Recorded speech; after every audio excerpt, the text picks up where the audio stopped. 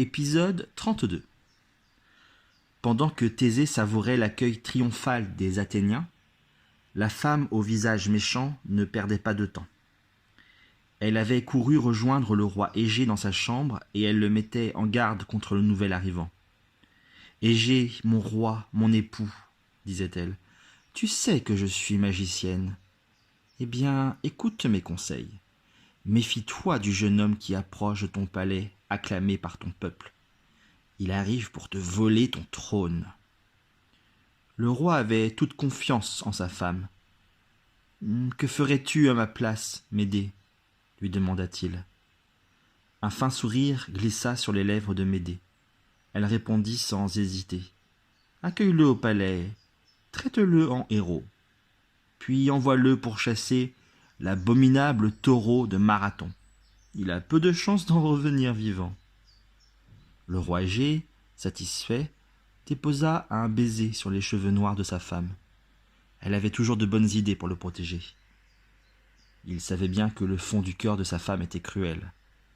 Mais elle avait connu tant et tant de souffrances avant qu'il ne l'épouse qu'il lui pardonnait ses moments de méchanceté. Et Médée avait aimé passionnément un héros nommé Jason.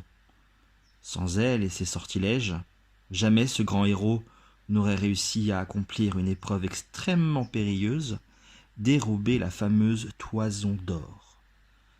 Ils avaient eu ensemble 2 beaux garçons, et Jason jouissait d'une renommée formidable dans toute la Grèce et même au-delà. Mais le héros n'était ni reconnaissant à Médée, ni fidèle. Et trahi par Jason, Médée la magicienne devint folle de douleur. Alors pour se venger et faire souffrir Jason, elle tua ses propres enfants. Des années avaient passé. Médée avait retrouvé un foyer en épousant Égée, le roi d'Athènes. Ensemble, ils avaient eu un fils. Cependant, Égée portait en lui une blessure secrète, celle de n'avoir jamais connu son premier fils, celui qu'il avait laissé à Trézène. Ce jour-là, écoutant les conseils de sa femme, Égée finit de s'habiller et s'élança à la rencontre du visiteur. Dans les yeux de Médée, une petite flamme dansait. Elle seule avait deviné que le jeune homme qui arrivait était le fils aîné du roi Égée.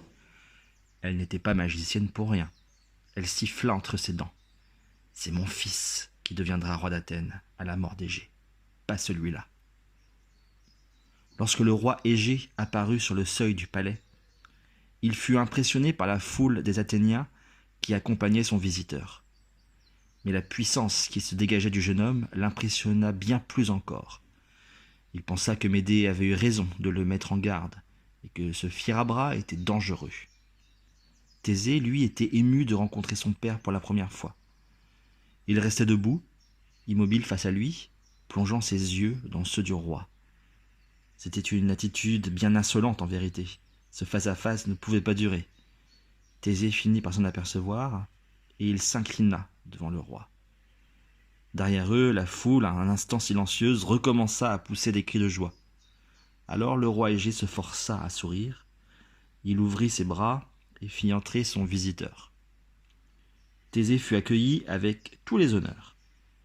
Quelques heures plus tard, il s'installait à la table de son père.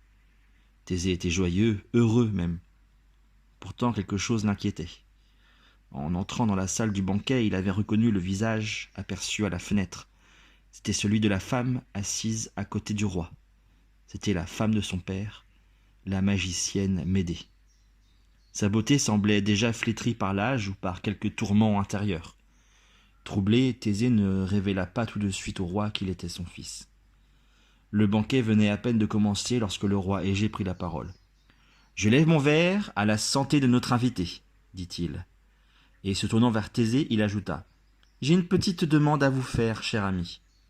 Un monstrueux taureau blanc massacre mon peuple près d'ici, dans la plaine de Marathon. Il crache du feu par les naseaux et il brûle tout sur son passage. Pour un héros tel que vous, il doit être facile de vous saisir de cet animal et de le ramener ici vivant. » Un murmure courut dans la salle. Le roi Égée envoyait son ennemi à une mort certaine. Déjà, Le jeune fils de Minos, le roi de Crète, avait été tué en combattant le taureau de Marathon à la demande du roi Égée. Thésée devait refuser, mais il ne voulait pas passer pour un lâche aux yeux de son père. Il se leva et répondit courtoisement. « Vos désirs sont des ordres, Majesté. J'accepte d'aller combattre le taureau de Marathon. » À cet instant, son cœur se serra. Il venait d'apercevoir une lueur de joie traverser le regard de Médée. Le lendemain matin, Thésée partit à la chasse du terrible taureau. Comme toujours, il n'était armé que de son courage et de son intelligence. Une question cependant l'obsédait. Ce taureau qu'il devait combattre, n'était-il pas le même que celui que son cousin Héraclès avait dû ramener à Eurysthée au cours de ses travaux ? Si c'était le cas, il aurait aimé connaître la manière dont Héraclès s'y était pris, avant de s'atteler lui-même à une tâche aussi rude.